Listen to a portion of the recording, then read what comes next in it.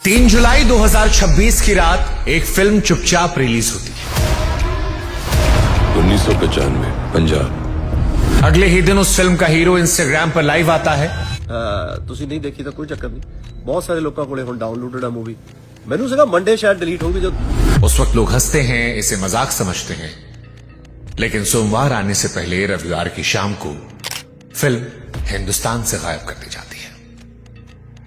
कई लोगों ने तो सोशल मीडिया पर लिखा कि वो फिल्म देख ही रहे थे कि चलते चलते स्क्रीन काली हो गई। आप सोचकर देखिए, कहानी सुनते सुनते मानो किसी ने आपसे बीच में किताब छीन ली। उस हीरो की बात सच निकली, लेकिन अब आप ठहर कर सोचिए कि एक एक्टर को कैसे पहले से पता था कि उसकी फिल्म को हटा दिया जाएगा। और इस सवाल का जवाब जानने के लिए आपको 31 साल पीछे चलना पड़ेगा, एक ऐसी सुबह में जहां से यह सब कुछ शुरू हुआ था। 6 सितंबर साल 1995। अमृतसर का कबीर पार्क इलाका। एक आदमी अपने घर के बाहर खड़ा अपनी गाड़ी को धो रहा था। बड़ा आम सा दिन था, धूप निकली हुई थी, गली में बच्चे खेल रहे थे। तभी कुछ गाड़ियां आकर रुकती हैं, कुछ लोग उतरते हैं और वो आदमी दिन दहाड़े अपने ही घर के सामने से हमेशा के लिए गायब कर दिया जाता है। 31 साल हो गए, लेकिन उसकी लाश कभी नहीं मिली। और उस आदमी का कसूर सिर्फ इतना था कि उसने हजारों गुमशुदा लोगों का हिसाब मांगा था। वो फिल्म जो 48 घंटे में हटा दी गई, वो इस आदमी की कहानी थी। नाम सतलुज। OTT platform ZEE5। बिना किसी प्रचार के लोगों ने इस फिल्म को देखा, सन्न रह गए। लोग सोशल मीडिया पर इस फिल्म के बारे में बात कर रहे थे, जिससे और लोग इस फिल्म को देख रहे थे। सोशल मीडिया पर लिखा गया कि हाल के सालों की सबसे ताकतवर हिंदी फिल्म है। ZEE5 की भी तारीफ हो रही थी कि बहादुरी दिखाई है इस फिल्म को रिलीज करके। दिलजीत दोसांझ के करियर की सबसे बड़ी परफॉर्मेंस का जिक्र हो रहा था। लोग शेयर कर रहे थे कि इस फिल्म को देखने के बाद संभलने में कई दिन लग जाएंगे। लेकिन फिर 5 जुलाई की शाम ZEE5 का बयान आया कि सतलुज नेक्स्ट इंफॉर्मेशन तक हिंदुस्तान में नहीं दिखेगी। और उसकी वजह सिर्फ 2 शब्द, मौजूदा हालात। अब सवाल है कि कौन से हालात, किसका दबाव? ZEE5 ने इसका कोई जिक्र नहीं किया। और कमाल देखिए, अभी भी यह फिल्म विदेशों में ZEE5 ग्लोबल पर आराम से चल रही है। यानी इस फिल्म को पूरी दुनिया देख सकती है, बस वो मुल्क नहीं देख सकता जिसकी ये कहानी है। और कहानी कैसी? 25,000 लोगों के गायब होने की। 25,000 लोग गायब, फिर उनका हिसाब मांगने वाला एक आदमी गायब। और अब 31 साल बाद जब उस आदमी कहानी फिल्म के जरिए आती है, तो पहले उसे 4 साल लटकाया जाता है, 120 कट लगाने की बात होती है, और जैसे तैसे वो रिलीज होती है तो वो भी गायब। हैरानी है ना, पर सच है। ये कहानी है 3 गुमशुदगियों की, और तीनों की वजह एक ही है, सच। सच कि वो 25,000 कौन लोग थे, कहां चले गए, क्यों मारा गया उन्हें? क्या ये जलियांवाला बाग जैसा कांड था? लेकिन जलियांवाला बाग में तो मारने वाले अंग्रेज थे, इन्हें मारने वाला कौन था? और आज इन सारे सवालों के हम आपको जवाब देंगे। हम आपको इस फिल्म की पूरी कहानी बताएंगे। जिन्होंने फिल्म नहीं देखी है वो इस फिल्म से पूरी तरह वाकिफ हो सकते हैं। इस फिल्म के हर एक सीन के बारे में हम आपको बताएंगे। हम आपको यह बताएंगे कि 31 सालों में हिंदुस्तान कितना बदला। आज का किस्सा दरअसल 3 हिस्सों में है। पहला हिस्सा जो हम आपको जानकारी देंगे इस वीडियो के माध्यम से, वो है यह फिल्म 4 साल तक कहां कैद रही। दिलजीत को पहले से सब कैसे पता था। फिर सुनेंगे कि देश 2 हिस्सों में बंटकर क्या कह रहा है। और उसके बाद, क्योंकि फिल्म हटा दी गई है, हम आपको इस फिल्म की पूरी कहानी सुनाएंगे, शुरू से लेकर आखिर तक, ताकि आप फैसला कर सकें कि इस फिल्म से डर आखिर किसे लगा, क्यों लगा। और हां, हो सके तो ये वीडियो भी सेव कर लीजिएगा, क्योंकि अगर ये वीडियो भी अगले 24-48 घंटों में हट जाता है तो हम इसके लिए जिम्मेदार नहीं होंगे। इसलिए इस वीडियो को शेयर कीजिएगा, इस वीडियो को सेव कीजिएगा, क्योंकि फिल्म बैन हो गई है लेकिन पूरी कहानी हम आपको बताने वाले हैं सवालों के साथ।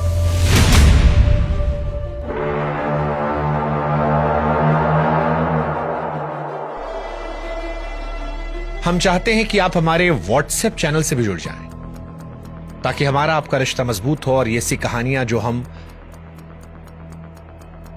इंडिपेंडेंट होकर पूरी ईमानदारी के साथ बनाते हैं, ताकि सच न दब पाए, वो सच आप तक पहुंचता रहे। आपके लिए जानना जरूरी है कि इस फिल्म का नाम सतलुज क्यों रखा गया, और सतलुज की ही कहानी अपने आप में आपकी रूह कपा देगी। तो व्हाट्सएप पर शुभांकर सर्च कीजिएगा, हमें सब्सक्राइब कीजिएगा और इस कहानी को जितने जानने वाले चाहने वाले हैं उनसे शेयर कीजिएगा। अब आपके सवालों के जवाब शुरू करते हैं। कहानी से पहले आपको बताते हैं कि यह फिल्म जो है, जिसका नाम पंजाब 95 था, वो 4 साल तक कैद क्यों रही। सतलुज फिल्म की किस्मत में शायद वही लिखा था जो इसके हीरो की किस्मत में था, लड़ाई। साल 2022 में डायरेक्टर हनी त्रिहान ने यह फिल्म पूरी की। वही हनी त्रिहान जिन्होंने रात अकेली जैसी फिल्म बनाई। इस फिल्म में पैसा लगाया था रॉनी स्क्रूवाला की RSVP और मैक गफिन पिक्चर्स ने। इस फिल्म का सबसे पहला नाम रखा गया था घल्लू घारा, मतलब होता है कत्लेआम। सिखों के इतिहास में यह शब्द 3 बड़े कत्लेआमों के लिए बोला जाता है। पहला 1746, दूसरा 1762 और तीसरा 1984। यानी नाम से ही साफ था कि फिल्म जो है वो किस जख्म पर हाथ रखने जा रही है। साल 2022 में यह फिल्म सेंसर बोर्ड के पास पहुंची और यहीं से इस फिल्म की कैद शुरू हो गई। 6 महीने बाद बोर्ड ने कहा कि 21 कट लगाओ और फिल्म का नाम बदल दो। फिल्म वालों ने तब नाम बदला और इसका नया नाम पड़ा पंजाब 95। पर कट्स के खिलाफ वो बॉम्बे हाईकोर्ट चले गए। इसी बीच फिल्म को टोरंटो के मशहूर फिल्म फेस्टिवल में दिखाए जाने का न्योता मिला और स्क्रीनिंग से ठीक 1 दिन पहले फिल्म वहां से खींच ली गई। खबरों में राजनीतिक दबाव की बात कही गई, सही वजह आज तक किसी ने बताई नहीं। और फिर तो कट्स की बाढ़ आ गई। पहले जो 21 कट लगे थे वो 120 के पार हो गए। कुछ खबरें तो 127 कट्स तक कहती है। और मांगे भी क्या क्या, जरा सुनिए। कहा गया कि हीरो का नाम बदल दो, पंजाब पुलिस का नाम हटा दो, यहां तक कि तिरंगे वाले सीन जो है वो भी हटा दो। यानी इस कहानी से इस कहानी को निकाल दो और फिर दिखा दो। हनी त्रिहान ने बताया कि हम एक लिस्ट की आपत्तियों को निपटाते तो अगली लिस्ट आती। उन्होंने कहा कि एक वक्त तो उन्होंने कह दिया कि मैं फिल्म से अपना नाम हटा लूंगा पर कट नहीं लगाऊंगा। दिलजीत भी अड़ गए, कहा फिल्म या तो पूरी आएगी या नहीं आएगी। 2025 की शुरुआत में थिएटर रिलीज का ऐलान हुआ, तारीख आई, तारीख गई, फिल्म नहीं आई। लेकिन लोग मान बैठे कि यह फिल्म शायद कभी नहीं आएगी। और फिर 3 जुलाई 2026 को चुपके से रास्ता निकला OTT का। फिल्म ZEE5 पर आई, पूरी की पूरी, एक भी सीन बिना काटे। कीमत जो थी वो बस नाम की चुकानी पड़ी। एक फिल्म 3 नाम, पहले घल्लू घारा, फिर पंजाब 95 और फिर जो रिलीज हुई उसका नाम था सतलुज। और यहां वो बात जो इस पूरी बहस का सबसे बड़ा जवाब है। खुद जसवंत सिंह खालड़ा की पत्नी बीवी परमजीत कौर खालड़ा ने रिलीज के दिन बयान दिया। यह कहा कि बरसों की रुकावटों के बाद फिल्म का आना उनके लिए सुकून की बात है। और खालड़ा परिवार ने साफ किया कि OTT पर आया यही वर्जन परिवार की मंजूरी वाला वर्जन है। परमजीत कौर ने खुद देखकर पक्का किया कि यह वही फिल्म है जो उन्हें पहले दिखाई गई थी, सिर्फ नाम बदला है, एक भी सीन नहीं। यानी जिस औरत के पति की कहानी को इस कहानी में दिखाया गया, जिस औरत के पति को एक सच बताने के लिए गायब कर दिया गया, उसकी पत्नी ने कहा कि हां यही सच है। और सवाल की इससे बड़ी गवाही क्या होगी। अब शुरुआत वो पहली जिसका जिक्र हमने शुरू में किया था कि दिलजीत दोसांझ को कैसे पता था कि यह फिल्म OTT पर आते हटा दी जाएगी। इसका जवाब है कि दिलजीत ने सिर्फ किरदार नहीं जिया था, इस फिल्म की किस्मत भी जी थी। दिलजीत दोसांझ जानते थे कि वो फिल्म जिसके नाम को 3 बार बदला गया, जिसे 4 साल में हर लिस्ट, हर कट, हर टलती तारीख देखी थी, वो जानते थे कि शायद रिलीज के 4 दिन भी फिल्म नहीं चल पाएगी। इसीलिए हंसते हंसते उन्होंने ये कह दिया था कि डाउनलोड कर लो, कब पता गायब हो जाए। और फिल्म हटने के बाद उनका जो जवाब आया वो भी वैसा ही था। ਹੁਣ ਕੋਈ ਟੈਨਸ਼ਨ ਨਹੀਂ, ਹਟਾ ਦੇਣ ਕੋਈ ਗੱਲ ਨਹੀਂ, ਹੁਣ ਲੋਕਾਂ ਨੇ ਕਰ ਲਈ ਡਾਊਨਲੋਡ, ਕੋਈ ਏਡੀ ਗੱਲ ਨਹੀਂ, ਹੁਣ नहीं ਜਾਂਦੀ, ਇੱਕ ਵਾਰੀ चीज आ गई वो नहीं ਜਾਂਦੀ ਹੁੰਦੀ। अब आप खुद सोचिए कि जिस फिल्म को परिवार ने सच माना, सेंसर की हर लिस्ट उसके आगे हारी, उसे 2 दिन भी क्यों नहीं दिए गए। हालांकि सतलुज फिल्म, जिसका नाम पहले पंजाब 95 था, उसको लेकर देश 2 हिस्सों में बटा है। फिल्म हटते ही देश 2 खेमों में बटा है। दोनों की बातें ध्यान सुनिएगा, क्योंकि असली बहस यही है। एक तरफ वो लोग हैं जो गुस्से में हैं, जो पूछ रहे हैं कि आखिर किस बात का डर सरकार को है। एक फिल्म में ऐसा क्या है जो 2 दिन में हटा दिया गया, जिसे लोग विदेशों में देख सकते हैं, वो हिंदुस्तान में क्यों नहीं देख सकते। किसके कहने पर ही हटाया गया, क्यों कानूनी दिक्कत लाई गई, क्या इसमें कोई ऐसा सच था जो नहीं पहुंचना चाहिए था। लोग तो यह भी सवाल उठा रहे हैं कि जिस वक्त की यह घटना है, उस वक्त तो देश में कांग्रेस की सरकार थी, पंजाब में कांग्रेस की सरकार थी, आज देश में बीजेपी की सरकार है। फिर बीजेपी की सरकार को कांग्रेस की सरकार के दौरान हुए कांड से इतना डर क्यों। दूसरी दलील थोड़ी तीखी है। वो कहते हैं कि जब कश्मीर फाइल्स चल सकती है, केरला स्टोरी चल सकती है, उन्हें टैक्स फ्री का तोहफा मिल सकता है, तो पंजाब के दर्द पर बनी अदालती कागजों पर टिकी फिल्म 2 दिन क्यों नहीं टिक पाई। इल्जाम सीधा है कि क्या देश में फिल्मों के लिए 2 तराजू है, एक को मंच, दूसरे को ताला। कांग्रेस वाला सवाल ही बहुत इंपॉर्टेंट है कि कांग्रेस राज का यह पंजाब था, तो आज बीजेपी को क्या समस्या है। फिल्म हटाने की वजह तक नहीं बताई गई है।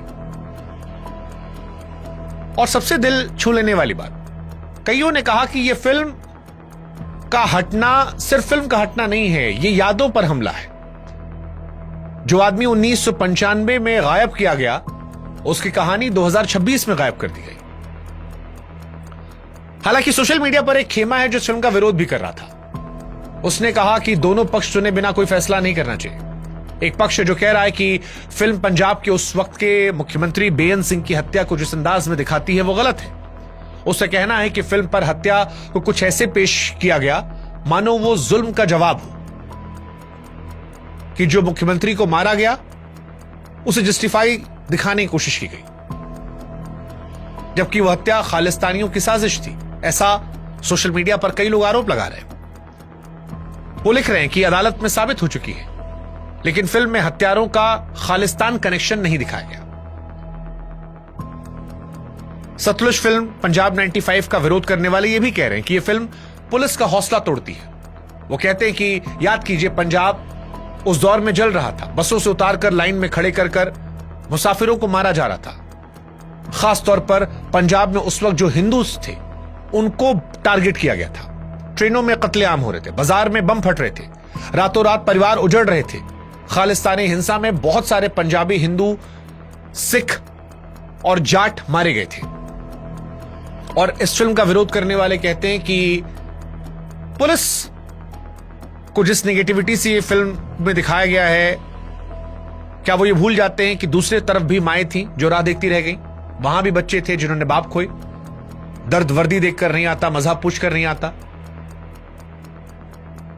वो कहते हैं कि हमारे लिए कोई सतलुज नहीं बनाई गई।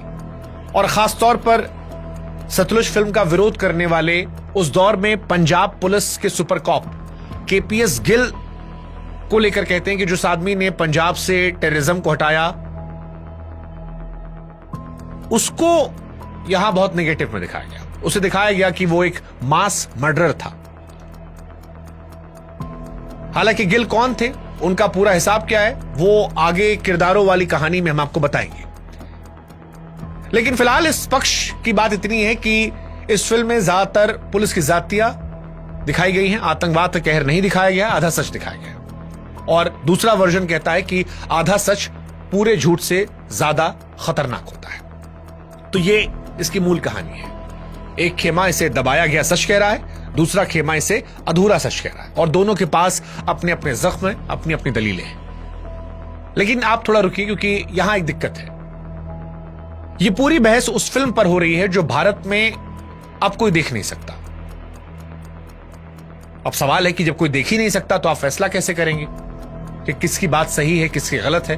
क्योंकि किसी चीज पर फैसला करने के लिए कम से कम कहानी तो जानना पड़ेगा। लेकिन कोई बात नहीं, फिल्म हटी है, कहानी नहीं हटी है। कहानी हम आपको बताएंगे।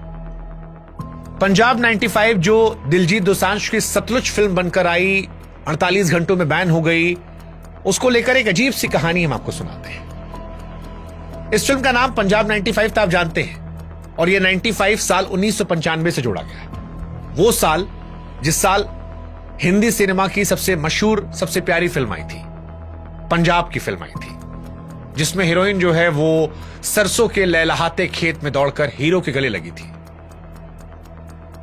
शाहरुख खान बाहें फैलाकर हीरोइन का इंतजार कर रहे थे, बजाते हुए टिंग टिंग टिंग टिंग। पूरे देश ने उस पंजाब से बेइंतहा मोहब्बत की। हिंदुस्तान की सबसे चलने वाली फिल्मों में वो फिल्म रही। लेकिन दुर्भाग्य, कोइंसिडेंस, इत्तेफाक देखिए कि उसी साल पंजाब के उन्हीं खेतों के पीछे रातों को पुलिस की जीपें दौड़ रही थी।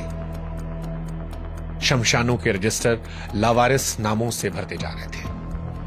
एक ही पंजाब, एक ही साल 1995, लेकिन दो कहानियां।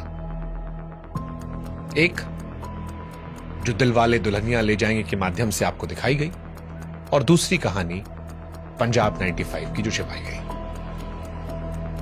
ये सतलुज जो बैन की गई है, वही दूसरी कहानी है। और शायद इसलिए इस पूरी फिल्म में एक भी सरसों का खेत नहीं है। कोई हीरोइन नहीं है जो पीछे भाग रही है, कोई ऐसा रोमांस नहीं है, क्योंकि पंजाब उस वक्त खून से नहा रहा था, खून से। कई जगह से पंजाब को जख्म दिए गए थे। इसलिए आज आप आराम से बैठिए, एक गिलास पानी पीजिए, क्योंकि अब हम आपको उसी पंजाब में ले जाने वाले हैं और यह सफर आसान नहीं रहने वाला। अब बात करते हैं इस फिल्म की, क्योंकि इस फिल्म का पहला सीन ही इतना खतरनाक है कि आपके दिल में डर पैदा हो जाएगा। यह सीन है एक अंधेरी रात का। पंजाब की सुनसान सड़कें दिखती हैं, दूर दूर तक फैले खेत दिखते हैं जिनमें कोई रोशनी नहीं है, और उस अंधेरे को चीरती हुई एक पुलिस की जीप दौड़ रही है। इस जीप के अंदर पुलिस वाले बैठे होते हैं, गप लड़ा रहे होते हैं, घर की बातें, ड्यूटी किस्से, शादी ब्याह का जिक्र, हंसी ठिठोली।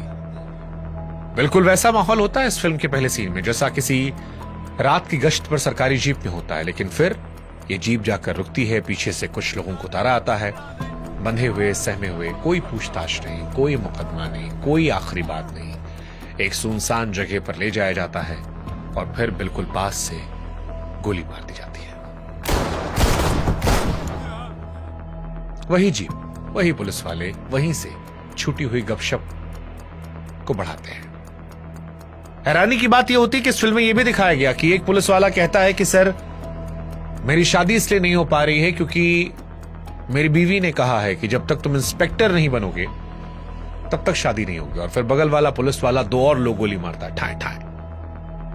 कहता लो, तुम्हारा कोटा पूरा हुआ और अब इतने एनकाउंटर के बाद तुम इंस्पेक्टर बन जाओगे, शादी मुबारक। जनाब, कुड़ी दी शर्त है, वो कहती है जब तक इंस्पेक्टर नहीं बन जाता तब तक ब्याह ही नहीं कराएगी।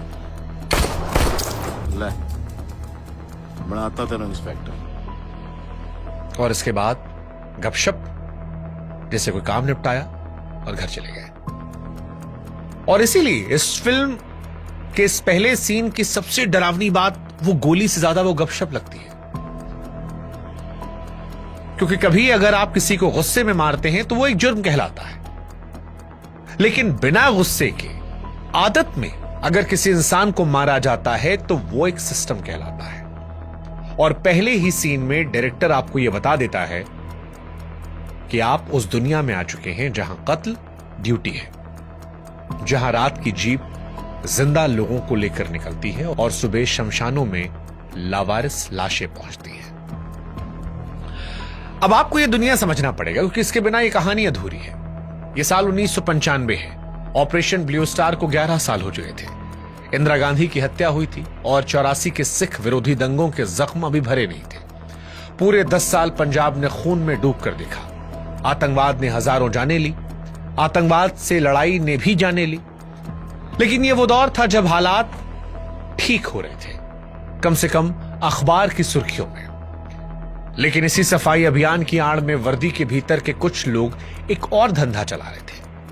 धंधे को समझिएगा, हर मारे गए आतंकवादी पर इनाम था, तरक्की था, मेडल था। तो नुस्खा आसान था, बंदा उठाओ, आतंकवादी का ठप्पा लगाओ, एनकाउंटर दिखाओ और इनाम ले लो। बंदा सचमुच आतंकवादी है या नहीं, यह उस वक्त पूछने वाला कोई नहीं था। किसी से पुरानी दुश्मनी है, उठा लो। कोई नापसंद है, उठा लो। कोई जवान लड़का दिख रहा है, उठा लो। किसी की जमीन चाहिए, उठा लो। फिल्म का एक डायलॉग उस पूरे दौर को 2 लाइन में सिमटा देता है, जहां पर कहा जाता है कि सिख ही सिखों को मार रहे हैं और मलाई ताकतवर खा रहे हैं। और एक कड़वा सच जो किरदार बार बार दोहराते हैं कि इस मुल्क में हालात तब बदलते हैं जब दिल्ली में कुछ हिलता है। पंजाब में कुछ भी हो जाए, दिल्ली को फर्क नहीं पड़ता।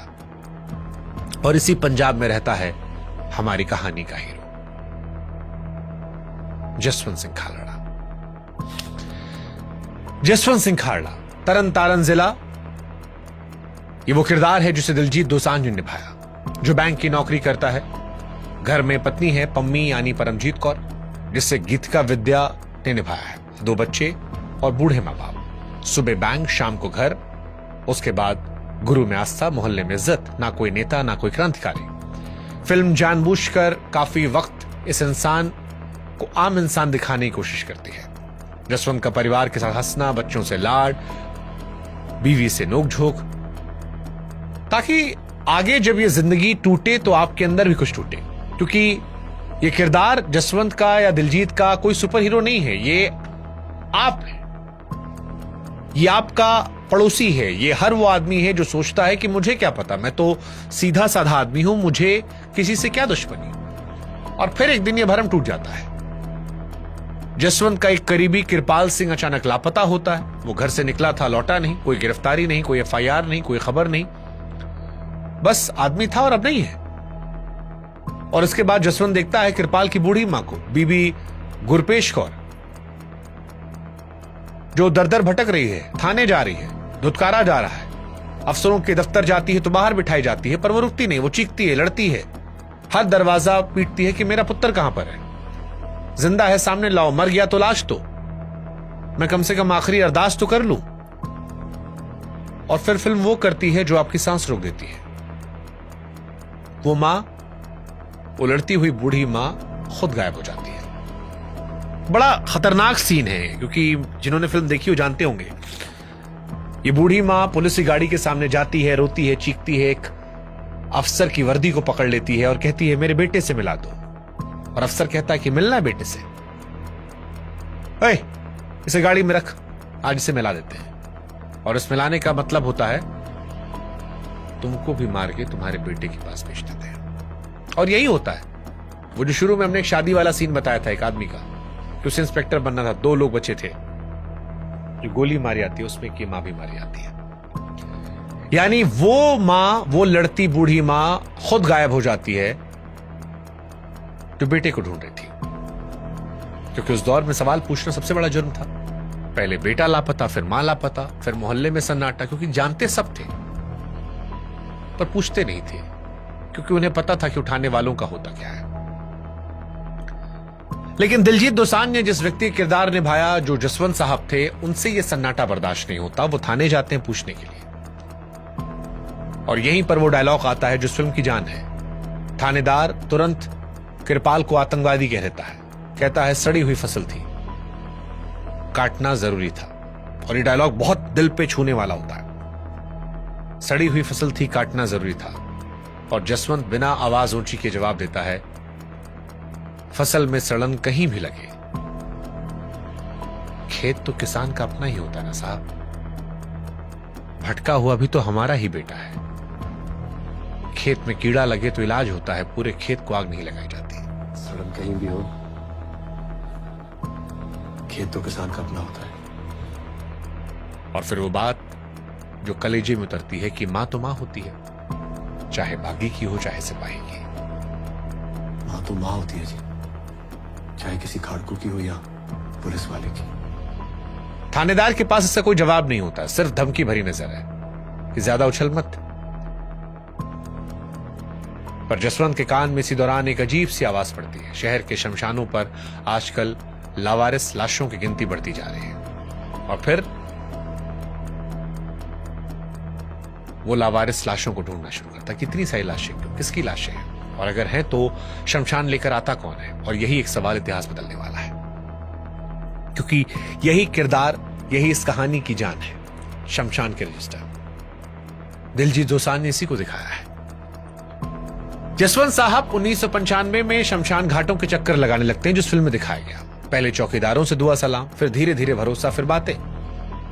एक थका हुआ शमशान कर्मचारी धीरी आवाज में कहता है, लाशें ढेरों आ रही हैं। फिर रजिस्टर दिखाते हैं, पुराने धूल खाए रजिस्टर जिनके पन्नों पर तारीखें हैं और एक ही शब्द बार बार लिखा है, लावारिस लावारिस लावारिस। जसवंत के दिमाग में जासूसी वाली तरकीब आती है कि लाश को जलाने के लिए लकड़ी चाहिए होती होगी। लकड़ी खरीदी जाती है, खरीदने की रसीद बनती है।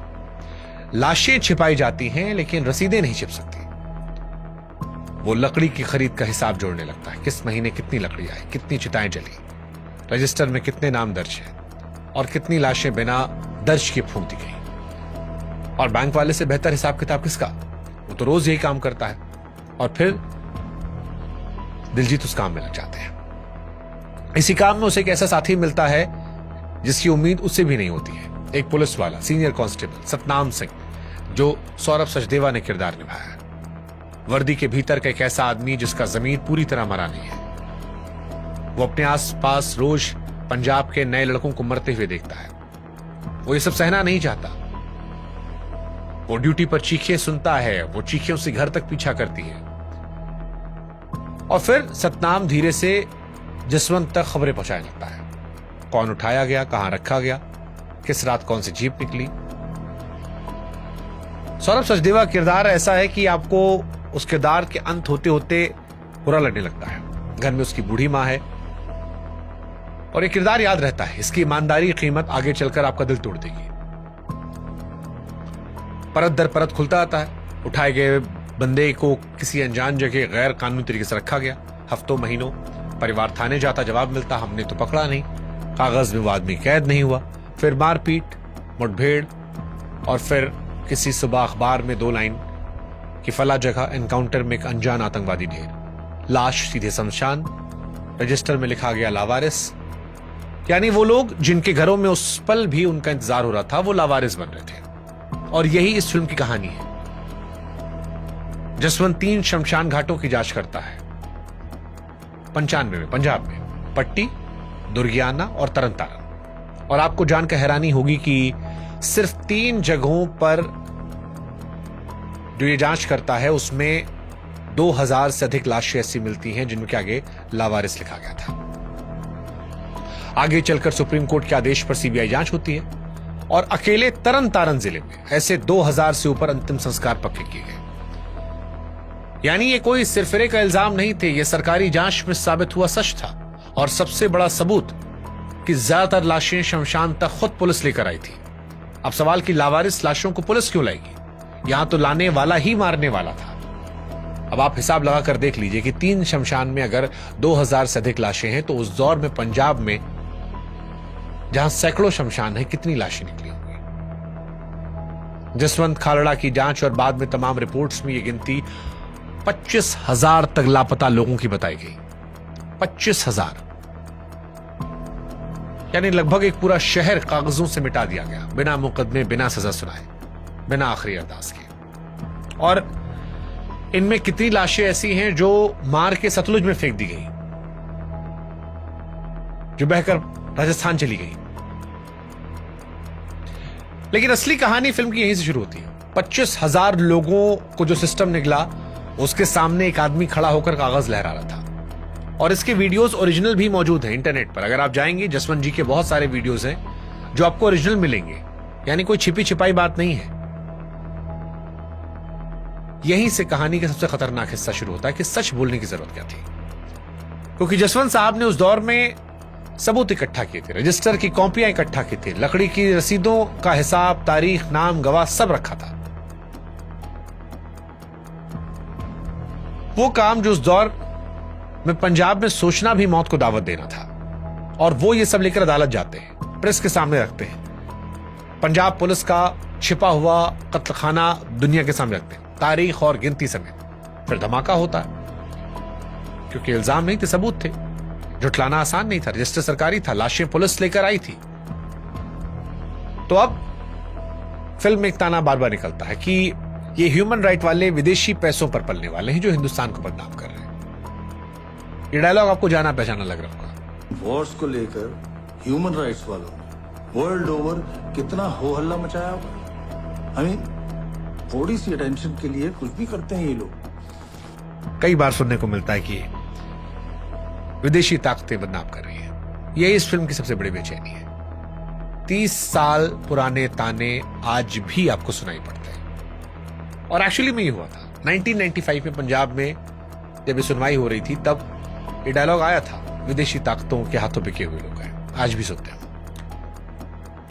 सिस्टम पहले अनदेखा करता है, फिर 4 दिन शोर होता है, फिर सब भूल जाएंगे, ये फॉर्मूला होता है। लेकिन शोर थमता है, समझाने का दौर शुरू होता है। एक बड़ा अच्छा सीन है जिसमें तरन तारण के विधायक जी के पास जसवंत साहब जाते हैं और विधायक जी बड़े प्यार से कहते हैं कि भैया हमारे घर की बात दुनिया को बताने की क्या जरूरत है। घर की बात तो 84 से घर में ही है जनाब, पर अब ये बात और बिगड़ती जा रही है। यानी 84 से हम अपने जख्म तो अंदर दबाए बैठे हैं, अभी भी दबाओ, चुप रहो। जसवंत का जवाब उसके काम में, वो चुप नहीं होता।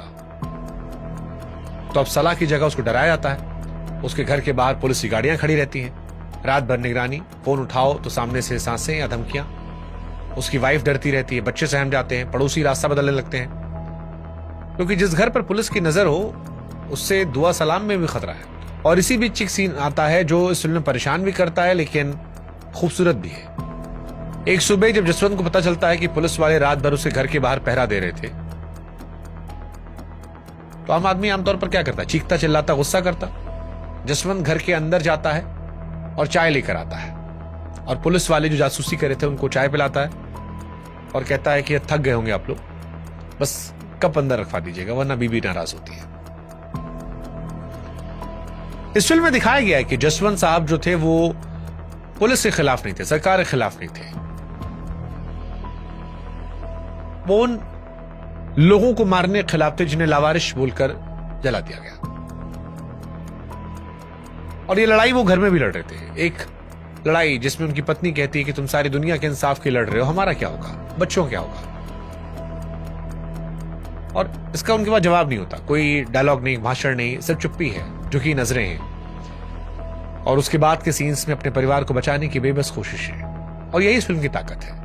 इस फिल्म में दिलजीत दोसांझ के कैरेक्टर को भगवान नहीं बनाया गया है, उसे इंसान रहने दिया गया है। एक इंसान जो डरता है, बटा हुआ है, फिर भी डटा है। खतरा इतना बड़ा है कि जसवंत को सरकारी सुरक्षा देने की बात होती है, वो मना कर देता है। और यहां हीरोगिरी नहीं है, एक डरे हुए आदमी का सीधा हिसाब है कि जिस पुलिस से जानना खतरा है उसी पुलिस के बंदूकधारी को दरवाजे पर खड़ा कर लो। रखवाला भी वही, शिकारी भी वही। हालांकि इसी बीच इस फिल्म में दिखाया गया जो रियलिटी भी थी कि जसवंत की आवाज देश के पार चली गई थी। कनाडा जाता है।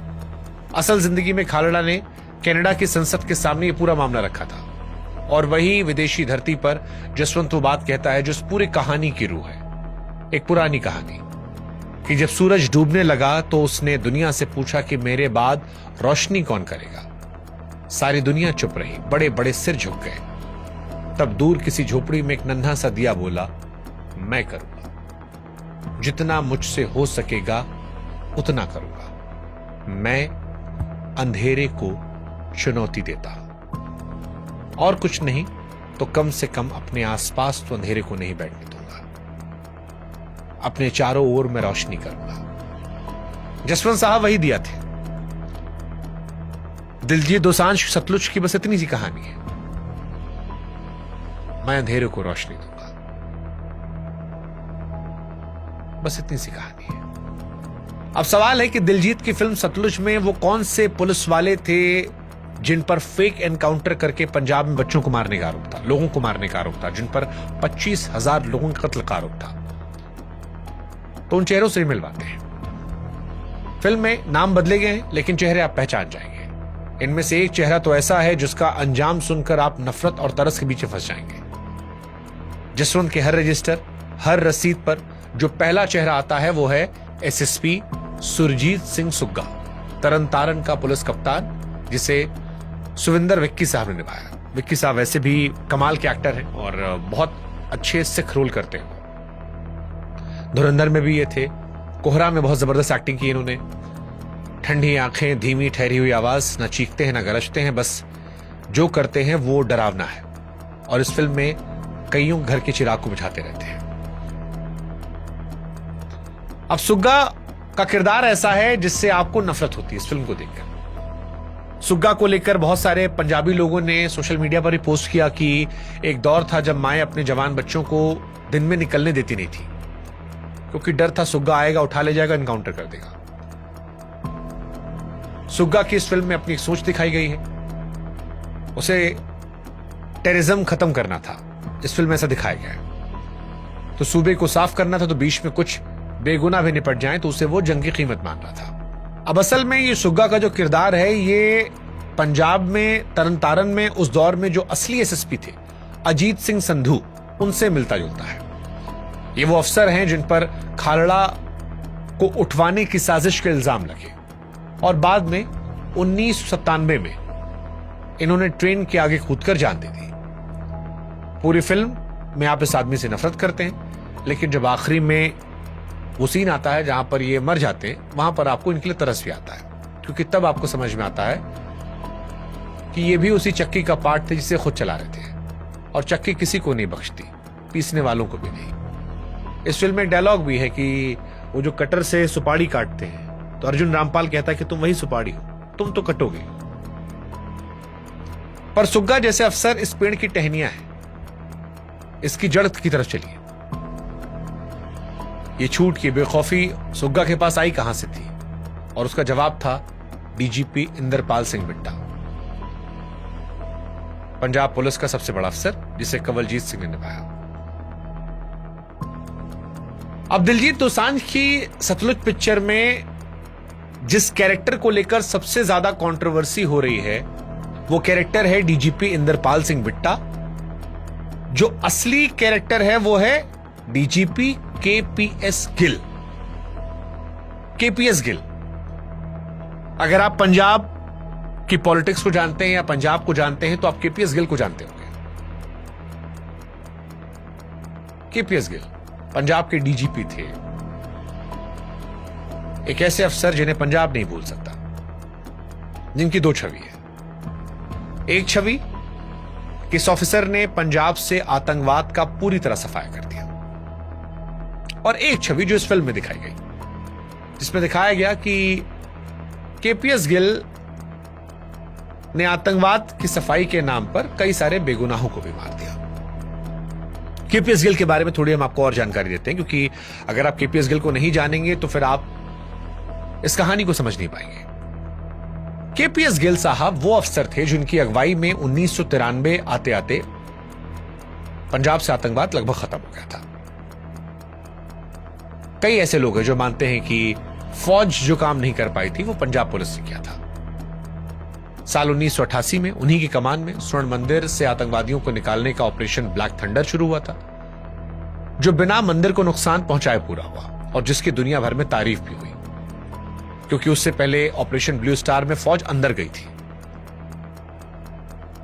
उसी स्वर्ण मंदिर में। तो केपीएस गिल ने इज्जत कमाई थी। ये जीत मुफ्त में भी नहीं मिली। बताया था कि जो ये ऑपरेशन था थंडर, ब्लैक थंडर, उस लड़ाई में पंजाब पुलिस के करीब 1700 जवान शहीद हुए और पुलिस वालों के परिवार तक आतंकवादियों के निशाने पर थे। लेकिन 1993 के बाद पंजाब में एक वर्ग मानने लगा था कि पंजाब अब धीरे धीरे नॉर्मल हो रहा है। स्कूल खुल रहे हैं, बाजार गुलजार हो रहे हैं, लोग घर से निकल रहे हैं, और इसी वजह से उस दौर में केपीएस गिल को पद्मश्री अवार्ड भी दिया गया था, डीजीपी को। जानने वाले कहते हैं कि केपीएस गिल की ताकत इतनी थी, कोई मंत्री, कोई नेता उनका ही कुछ नहीं था। ना खाता ना बही, जो केपीएस गिल को लगता था वही सही पंजाब में उस दौर में। गुमशुदगियों के मामले में केपीएस गिल पर कभी कोई जुर्म साबित नहीं हुआ, यह भी सच बात है। लेकिन इन्हीं गिल साहब को, जिन्हें आतंकवाद हटाने का पूरा क्रेडिट पंजाब में दिया जाता है, उन्हें कई सैकड़ों हजारों परिवार अपने घर उजड़ने का जिम्मेदार मानते हैं। मानवाधिकार संगठनों ने उनके दौर में कई एनकाउंटर्स को नकली बताया है। हालांकि एक वर्ग ऐसा भी है जो इनको सुपर कॉप मानता है, हीरो मानता है, इनकी बहुत इज्जत करता है और वो ये मानता है कि अगर आज पंजाब भारत से अलग नहीं हुआ, भारत विरोधी आंदोलन कमजोर हुए, खालिस्तानी लोग देश छोड़कर भाग गए, तो उसके पीछे केपीएस गिल है। एक आदमी दो तस्वीर, आधे देश के लिए हीरो, आधे के लिए विलन। और इस बहस को इतना मुश्किल यही कहानी बनाती, क्योंकि दोनों तरफ सच है। अफसोस यह कि दोनों तरफ लाशें भी हैं। फिल्म इनमें से एक के दर्द को दिखाती है, दर्द जहां पर केपीएस गिल पर फर्जी एनकाउंटर के आरोप लग रहे हैं, पर वो दूसरा वाला दर्द भी सच है। इस दर्द की तरह जैसे ये दर्द सच है, ऐसे एक दर्द और भी है। फिल्म में बिट्टा वो आदमी है जो अफसरों को खुली छूट देता है, नतीजे मांगता है, तरीके नहीं पूछता। और जसवंत जैसे लोग जब मानवाधिकार की बात करते हैं तो बिट्टा उसे नौटंकी या फिर विदेशी साजिश कहकर ठुकरा देता है। विरोधियों का सबसे बड़ा गुस्सा इसी किरदार पर है। वो कहते हैं कि जिस आदमी के दौर में पंजाब में अमन लौटा, उसे सिर्फ खलनायक दिखाना, उसकी उस दौर की देश सेवा को बदनाम करना था। लेकिन जो समर्थक हैं वो कहते हैं कि फिल्म ने तो किसी का नाम ही नहीं लिया, फिर भी बुरा लगा तो क्यों बुरा लगा? यह सोचने वाली बात है। यानी दोनों के पास अपने अपने तर्क हैं, सही गलत अपनी अपनी आइडियोलॉजी के हिसाब से दोनों ने ले लिया है। लेकिन एक सच ये भी है कि दोनों सच है। इसी में एक और किरदार है जो केपीएस गिल को ताकत दे रहा था, जड़ में पानी। यहां नाम आता है मुख्यमंत्री का किरदार, साफ तौर पर उस दौर के मुख्यमंत्री बेअंत सिंह से मिलता जुलता। अब बेअंत सिंह साहब वो हैं जिनकी कहानी अपने आप में दिलचस्प कहानी है। कांग्रेस के सीएम जिनके राज में जुल्म का यह खेल सबसे तेज चला। फिल्म में एक सीन है जहां पर प्रेस कॉन्फ्रेंस चलती है और पत्रकार डीजीपी से गुमशुदगियों पर सवाल पूछता है और जवाब आए उससे पहले मुख्यमंत्री बीच में बोलकर बात संभालते हैं। वो सीन बड़ा इंपैक्टफुल है क्योंकि पुलिस और नेता दोनों एक साथ काम कर रहे थे, ये इसमें दिखता है। और फिर फिल्म की वो कहानी जो हिस्ट्री में दर्ज है। 31 अगस्त साल 1995 चंडीगढ़ सचिवालय के बाहर एक धमाका होता है और मुख्यमंत्री गाड़ी के परखच्चे उड़ जाते हैं। असल इतिहास में धमाका पंजाब पुलिस के एक जवान दिलावर सिंह ने खुद को इंसानी बम बनाकर किया था। यही वो हिस्सा है जिस पर विरोधी सबसे ज्यादा भड़के। इल्जाम यह है कि फिल्म इस हत्या को जुल्म के जवाब की तरह पेश करती है और हत्यारों के खालिस्तान कनेक्शन को गोल कर जाती है। फिल्म का बचाव यह है कि वो सिर्फ वो माहौल दिखा रहे हैं जिसमें एक वर्दी वाला सिपाही खुद बम बन जाने तक पहुंच गया और किसी घटना को दिखाना उसे सही ठहराना नहीं होता है। पर सच कहें तो बहस यहां खत्म नहीं होती है। जिस आदमी की हत्या हुई वो एक चुनी हुई सरकार का मुखिया था। उस साजिश के दोषी अदालत में सजा पा चुके हैं। ये बात फिल्म में नहीं है और जो लोग इसे जानते हैं उन्हें यह कमी खलती है। और ये कोई सियासी चाल नहीं, जायज सवाल है कि दोनों बातें साथ साथ सच हो सकती हैं। फिल्म का इरादा माहौल दिखाना हो और असर एक तरफा पड़ रहा हो। अब ये तो हुई ऊपर की मंजिल है, मुख्यमंत्री, डीजीपी, एसएसपी। अब इस इमारत की सबसे निचली सीढ़ी पर आते हैं, क्योंकि इस कहानी का सबसे छोटा आदमी ही आगे चलकर इसका सबसे बड़ा आदमी बनता है। वो है एसपीओ कुलजीत सिंह, यानी Jagjit Sindhu. Special police officer system का निचला पुर्जा, न रैंक, न ताकत, न पक्की नौकरी। वो पुर्जा जो सवाल नहीं करता, सिर्फ हुक्म बजाता है। गड्ढा खोदने कहा जाए तो गड्ढा खोदता है, ये नहीं पूछता गड्ढे में क्या दफन होगा। फिल्म का पूरा आखिरी हिस्सा इसी आंखों से दर्शाया गया है। और क्यों, ये आपको समझ में थोड़ी देर में आ जाएगा। इतना जान लीजिए कि किरदार असली केस के उस चश्मदीद गवाह जैसा है जिसकी गवाही ने आगे चलकर कातिलों को सजा दिलाई। और इन्हीं मंजिल के बीच वो आदमी फंसा है जिससे आप पहले मिल चुके हैं, जिसका नाम सतनाम सिंह है। सौरभ सचदेवा वाला किरदार, ईमानदार पुलिस वाला। सुग्गा और सतनाम के बीच सतनाम के घर पर एक बड़ा दिल दहलाने वाला सीन है। पूरी फिल्म में बस एक ही बार ये दोनों इस जगह आमने सामने होते हैं और बड़ा नॉर्मल सीन दिखाया गया शुरू में, जैसे कोई सीनियर अफसर किसी जूनियर के घर चाय पीने आया हो, दुआ सलाम करे, हाल चाल ले, फिर धीरे धीरे कमरा बदल जाए और फिर आपको समझ में आता है कि मुलाकात नहीं कुछ और है। घर में सतनाम की बूढ़ी मां है और जब ये सीन खत्म होता है तो आपको समझ में आता है कि ईमानदारी की कीमत क्या होती है। अगर ये फिल्म रिलीज होती इंटरनेट पर तो ये सीन मैं आपको बताता नहीं, क्योंकि ये सीन आपसे छीनने का मुझे हक नहीं था, लेकिन अब क्योंकि फिल्म रिलीज नहीं हुई है इसलिए मैं आपको बता दे रहा हूं। सौरभ सचदेवा किरदार जो दिलजीत किरदार की हेल्प कर रहा था जानकारी लेने में लावारिस लाशों को लेकर, उसके घर पर एसएसपी आते हैं तरन तारन के, 2 आतंकवादी लेकर आते हैं, नॉर्मल लोग जिन्हें आतंकवादी कहा गया था, रख देते हैं, खाना खाने कहते हो, खाता नहीं है, फिर गोली मार देते हैं और फिर इस किरदार से पूछते हैं कि तूने मदद की थी उसकी, और वो चुप रहता है, देखता रहता है, कोई रिएक्शन नहीं है। बहुत बहुत खतरनाक सीन है। सौरभ सचदेवा, उनकी मां और एसएसपी का सीन आपको डराता है। और फिर सुबह होती है, बताया जाता है कि वो जो पुलिस वाला था वो खालिस्तानी था, उसे घर में हथियार छिपे थे और वो पंजाब को दहलाने की साजिश रच रहा था। यानी उसे इसलिए मार दिया था क्योंकि उसने अपने जमीर को जिंदा रखा था और मरने के बाद उसे आतंकवादी बना दिया था। उसके साथ 2 और लोगों को मारा था और साथ में उसकी बूढ़ी मां को भी मार दिया था है। और ये बहुत डरावना है।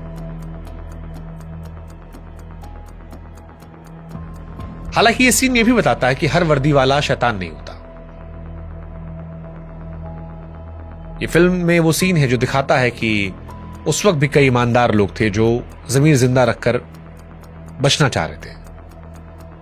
हुक्म ऊपर से आ रहा था, 2 रास्ते थे, हुक्म बजाओ या लावारिस लाश बचाओ।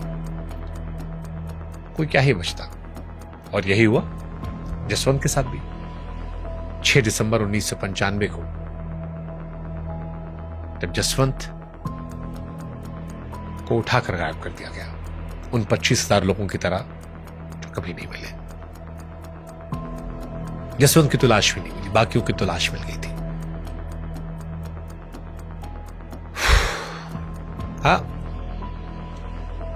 जसवंत जो शमशान के रजिस्टर में लावारिस लाशों को खोज खोज कर सरकार से इंसाफ मांग रहा था, ये कहते हुए कि किसी के घर में सुहागन है जो ना विधवा कहला सकती है ना सुहागन, किसी के पति की मौत का कोई हिसाब नहीं, किसी के घर में बच्चे हैं जो बाप की शक्ल भूल गए, हर दरवाजे पर टूटती उम्मीद और उम्मीद का टूटना मौत से ज्यादा दर्दनाक होता है। और पूरी फिल्म में इस दर्द पर कोई मरहम नहीं लगता। जसवंत सबको सच बता रहा था, बस जसवंत को एक सच नहीं पता था, वो सच जो इसी तारीख को आया कि इस लिस्ट में अगला नाम उसका है। 6 सितंबर 1995, वही सुबह जहां से हमने कहानी की शुरुआत की थी, अमृतसर का कबीर पार्क। जसवंत घर के बाहर गाड़ी धो रहा था। जो आदमी हजारों गुमशुदा लोगों का हिसाब मांग रहा था वो गुमशुदा हो जाता है दिन दहाड़े अपने घर के सामने से, उसी तरीके से जो तरीका उसने दुनिया को समझाया था। परिवार थाने दौड़ता है। जानते कौन सा थाने जिसके खिलाफ जसवंत लड़ रहा था? और वही रटा रटा जवाब, हमें तो नहीं पता, हमने तो नहीं उठाया। शिकारी को लगा काम तमाम, पर वो हिसाब लगाना भूल गया कि सोच नहीं मार सकते, क्योंकि तब तक जसवंत साहब अकेले नहीं थे। उनकी आवाज हजारों घरों में पहुंच गई थी, अदालतों की फाइलों में, 7 समंदर पार की संसद तक। उनके गायब होने पर पंजाब से लेकर कनाडा तक शोर मचा। और किसी अनजान गांव वाले की नहीं, उस आदमी की गुमशुदगी थी जिसको दुनिया जानती थी। मामला सुप्रीम कोर्ट में जाता, अदालत जांच सौंपती है सीबीआई को। और सीबीआई की जांच से पहले जसवंत जब आखिरी बार मीडिया के सामने आए थे तो उन्होंने कहा था कि अगर मैं गायब होता हूं, मैं मर जाता हूं, लाश कहीं मिलती है, तो एसएसपी जो है वो जिम्मेदार होगा। और यहीं से इस फिल्म में एंट्री होती है अर्जुन रामपाल की, सीबीआई अफसर समुद्रा के रोल में।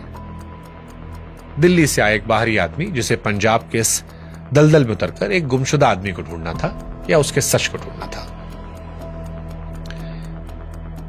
एक दिलचस्प बात इस फिल्म में जानते क्या है? पूरी फिल्म में दिलजीत और अर्जुन रामपाल का एक भी सीन साथ नहीं है, एक भी फ्रेम नहीं, क्योंकि दिलजीत की कहानी जहां खत्म होती है वहीं से अर्जुन रामपाल की कहानी शुरू होती है, लेकिन फिर भी दोनों एक धागे से बंधे हैं। वो धागा है सच का। ये सीबीआई अफसर जो समुद्रा साहब थे, उनकी जांच शुरू होती है और जान जाते हैं कि एक किले को तोड़ना उन्हें। हर सबूत पर आतंकवाद के सफाए का पर्दा है, हर फाइल अधूरी है, हर जुबान पर ताला है। जो गवाह हिम्मत करके मुंह खोलने को तैयार होता है वो सुनवाई से पहले हट जाता है या किसी हादसे में मारा जाता है, और जो अदालत पहुंचता है वो बयान से पलट जाता है, क्योंकि पिछली रात उसके घर कोई मिलने आया था, उसके बीवी बच्चों का हालचाल जानने। एक सीन में तो सीबीआई अफसर खुद कोर्ट में फट जाता है। वो कहता है कि सच सबको पता है, लेकिन सिस्टम चुप है। और सीबीआई अफसर के तौर पर अर्जुन रामपाल जो समुद्रा साहब बने हैं, वो उनका गुस्सा आप महसूस करते हैं। आपको लगता है क्या रे, हाँ गलत तो हो रहा है, और आपको यह लगता है कि क्या इंसाफ मिलेगा? फिर मिलता है एक आदमी जो उस रात को उस जगह मौजूद था, इस सिस्टम के अंदर का सबसे छोटा पुर्जा, जिसने सब कुछ अपनी आंखों से देखा था। आपको हमने किरदार बताया शुरू में, एसपीओ कुलजीत सिंह। समुद्रा उस तक पहुंचता है और अब फिल्म का सबसे बड़ा झटका पूरी तरह कुलजीत की आंखों से चलता है। इस आदमी ने सब कुछ देखा था, गैर कानूनी कैद की वो काल कोठरी, हफ्तों चली वो पूछताछ, जो पूछताछ नहीं थी बदला थी, सामने बैठे वो अफसर जिन्हीं करतूरों की फाइलें जसवंत ने दुनिया को दिखाई थी, और बीच में वो आदमी जिसने कभी किसी पर हाथ नहीं उठाया, जो निगरानी करने वालों को पानी पिला रहा था। फिल्म का यह हिस्सा दिखाती है कच्चा, बेरहम और बिना किसी फिल्मी छूट के, और जब ये सीन आता आप मुट्ठियां भीजने लगते हैं, आप स्क्रीन से नजरें नहीं हटा पाते, क्योंकि आप ये महसूस करते हैं कि सीन किसी लेखक की कल्पना नहीं है। अक्टूबर 1995 किसी रात एक आवाज को हमेशा के लिए खामोश किया जाता है, और कुलजीत वो सबसे छोटा पुर्जा ये देखता है। उसके सामने दो रास्ते, चुप रहो, जीते रहो, बोलो, मर जाओ, गायब हो जाओगे। फिल्म दिखाती है कि जब सिस्टम का सबसे मामूली आदमी सच बोलने की ठान लेता है तो सिस्टम की सबसे बड़ी इमारत भेल जाती है। और इस काले सफर के बीच फिल्म एक अजीब सी मुस्कान वाला पल रखती है। सीबीआई का आरोपी पुलिस वाले को पकड़ने पहुंचती है। वो मिलता है अपनी शादी के मंडप में, दूल्हा बना हुआ। जानते कौन है ये वही जिसके बारे में शुरू में हमने बताया था कि सर बीवी ने कहा है कि जब तक इंस्पेक्टर नहीं बनोगे शादी नहीं होगी। दूसरा पुलिस वाला दो आदमी को मार रहा था, ठाए ठाए, अब कर लो शादी। वो अपनी शादी में होता है जब सीबीआई वाले उसे लेने आते हैं। आपको समझ नहीं आता कि रिएक्ट कैसे करें। फिर अदालत का वो आखिरी सीन, परमजीत कौर बैठी होती है, बरसों की लड़ाई, बरसों का इंतजार, बरसों का सब, दिल टूट जाता आपका। एक औरत जिसका पति सच बोलने की कीमत में छीन लिया गया, और इंसाफ उसी सिस्टम से मांग रही है जिसने उसका पति छीना। खैर आखिरी में सच आता है उस छोटे से किरदार की तरफ से, और बहुत बड़ा सच होता है। और उस सच की वजह से पंजाब पुलिस के 6 पुलिस वालों को खालड़ा को उठाने और मारने के जुर्म में उम्र कैद की सजा होती है, और ये सजा हाईकोर्ट में भी कायम रही। हालांकि इसमें गौर करने वाली बात जानते हैं क्या है? केवल 6 पुलिस वालों को, और वो भी 6 जूनियर पुलिस वालों को। अब वो बड़ा सवाल जो आज सोशल मीडिया पूछ रही है कि सतलुज फिल्म में या पंजाब 95 में, उस दौर में जिस जांच में 25,000 गुमशुदगियों की बात की गई थी, क्या उसमें सजा सिर्फ 6 सिपाहियों को, और क्या 6 आदमी हजारों गायब कर सकते हैं? हुक्म देने वाले हाथ कहां गए? ऊपर की कुर्सियों तक इंसाफ की सीढ़ी क्यों नहीं पहुंची? 31 सालों बाद आज भी परमजीत कौर खालड़ा इंसाफ की राह देख रही है, क्योंकि उन्हें पति की लाश तक नहीं दी गई। कब्र, समाधि, कुछ नहीं।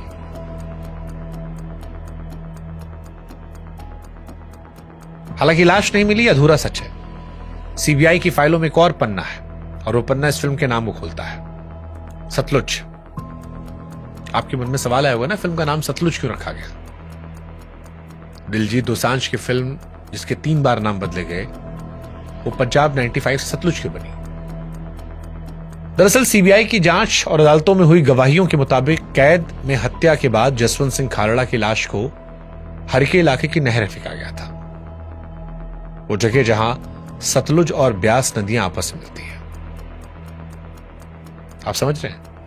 जिस दरिया ने पंजाब की धरती सींची, जिस दरिया के दम पर पंज आब यानी 5 पानियों की यह धरती बसी, उसी दरिया के बहने में पंजाब के एक बहादुर बेटे को हमेशा के लिए गुम कर दिया गया। और सिर्फ उसे नहीं, न जाने कितने उस दौर में बेनाम लावारिस उन पानी के हवाले कर दिए गए।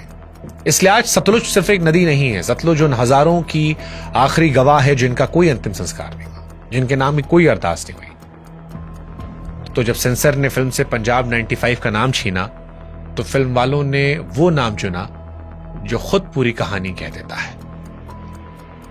सेंसर ने सोचा होगा कि नाम बदलवा दिया, धार खत्म कर दी, लेकिन फिल्म वालों ने तो नाम में ही पूरी कहानी की रूह भर दी। ये भी एक सच है। खैर, ईमानदारी की बात यह है कि फिल्म की कमियां बता दी जाएं, क्योंकि फिल्म कोई परफेक्ट नहीं होती। 3.25 घंटे की फिल्म है सतलुज, कुछ जगह लंबी है, शुरुआती हिस्सा थोड़ा धीमा है। सीबीआई वाले हिस्से में कुछ जरूरत से ज्यादा मोड़ आसान लगते हैं। कुछ क्रिटिक्स ने गहरी बात भी उठाई कि असली जसवंत सिंह खालड़ा एक राजनीतिक सोच वाले परिवार से आते थे, उनके पीछे लोगों का पूरा आंदोलन खड़ा था, जबकि फिल्म में उन्हें पॉलिटिक्स से अनजान, आस्था के सहारे खड़ा एक नॉर्मल आम इंसान दिखाया गया। इससे उनकी शख्सियत का एक अहम पहलू छूट गया।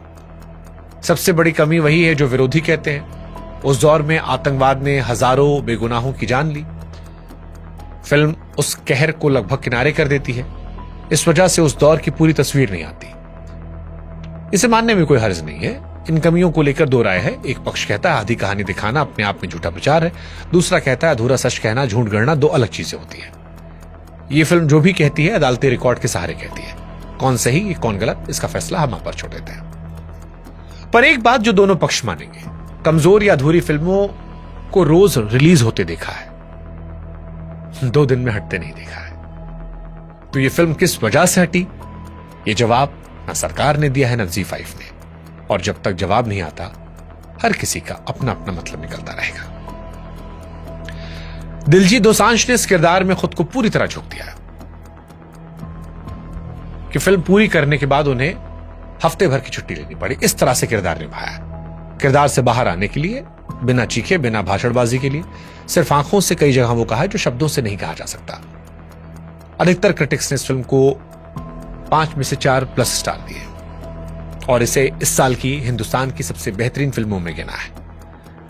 दिलजीत के काम को एक सुर में उनके करियर का सबसे अच्छा रोल कहा गया। और सबसे बड़ी गवाही तो खुद खालड़ा परिवार ने दी है। कहा कि यही सच है, यही वर्जन है, और इस फिल्म को 2 दिन में हटा दिया गया।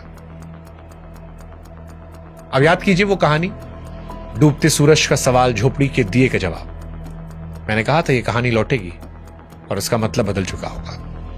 दिलजीत दोसांझ की फिल्म पंजाब 95, जिसे सतलुज के नाम से रिलीज किया गया, जब वो फिल्म पर बैन लगा तो सोशल मीडिया पर सिर्फ एक लाइन आ रही थी, मैं अंधेरे को चुनौती देता हूं। वो लाइन जो साल 1995 में एक अकेले आदमी की थी, आज 2026 में लाखों करोड़ों लोग वो लाइन अपनी बनाकर कह रहे हैं। साल 1995 में एक दिए को बुझाया गया था, साल 2026 में लाखों दिए जल गए हैं। दिया बुझाने वाले बस एक बात नहीं समझे कि दिए से दिया जलाया जा सकता है। यही सच है। Z5 ने भी कहा है कि सतलुज ठहर गई है, पर जो बातचीत इसने शुरू की है वो नहीं ठहरेगी और ये बातचीत आगे बढ़ रही है। हम भी इस फिल्म के साथ खड़े हैं, इसे जल्द वापस लाने की उम्मीद रखते हैं। बाकी वो सवाल जो शुरू में हमने शुरू किया था कि वाई बैन सतलुज, आखिर दिलजीत दोसांझ की सतलुज को बैन क्यों किया गया? जिस मुल्क में इंसाफ मांगने वाला आदमी गायब कर दिया गया, वो आदमी जो 25,000 गायब हुए आदमियों की कहानी को इंसाफ दिलाना चाह रहा था, उस मुल्क में उस आदमी की कहानी को भी गायब कर दिया गया। 25,000 लोगों को लावारिस कहकर मार दिया गया, जला दिया गया, गुमनाम कर दिया गया, दरिया में फेंक दिया गया। जिस आदमी ने इनके हक की आवाज उठाई उसे भी दरिया में फेंक दिया गया। और जब इस आदमी की कहानी आई तो उसे ऐप से मिटा दिया गया। लेकिन दरिया वालों से पूछ लीजिए, पानी में फेंकी कई चीज डूबती नहीं है, वो बहती है और बहते बहते किनारों तक पहुंच जाती है। आज दिया आपके हाथ में है, वो दिया जो 1995 में एक आदमी ने जलाया था, ये कहते हुए कि मैं अंधेरे को चुनौती देता हूं।